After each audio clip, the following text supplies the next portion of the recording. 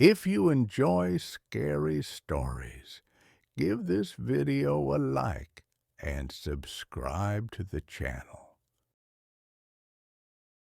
I felt someone's gaze on me and turned around, but there was no one there.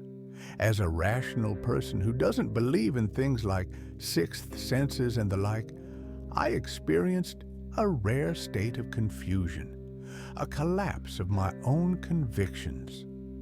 Continuing on my way, the feeling returned as if someone was boring into me with a hostile, malevolent stare, as if they wished me harm, as if they had the power to make it happen. Since then, my life has changed because I felt it constantly. In my room, on the street, at a friend's place, even on the subway.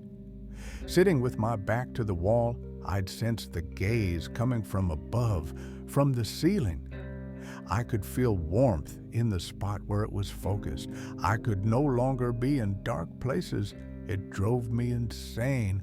And yet before, I had never even turned on the lights at home. I liked wandering in the dark because I knew every corner of my familiar house. But now, nothing felt familiar.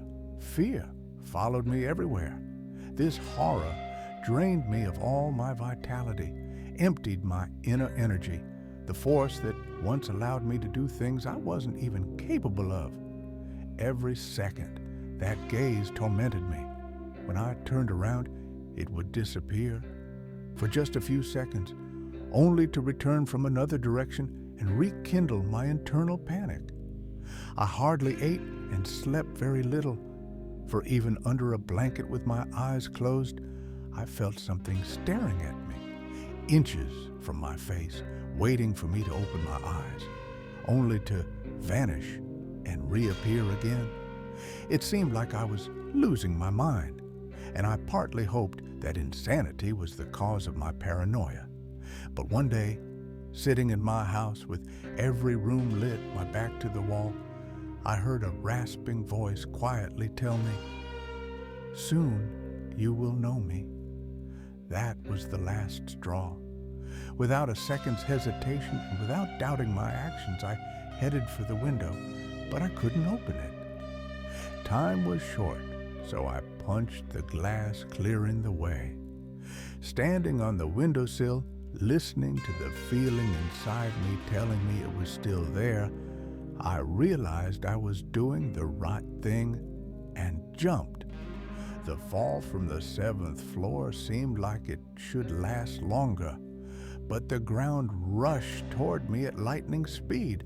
I realized that death would embrace me at any moment, and I grew even more terrified. Perhaps because even then I could clearly feel something standing on my windowsill, watching me fall. The ground came closer and closer. I closed my eyes, bracing for the impact. Suddenly, something grabbed me by the scruff of my neck, and in the next moment, I found myself back in my room. I opened my eyes to see the same familiar space, the lights inexplicably out, the broken window, blood dripping from my hand, and that repulsive gaze that froze me in place. It still needs me, I realized.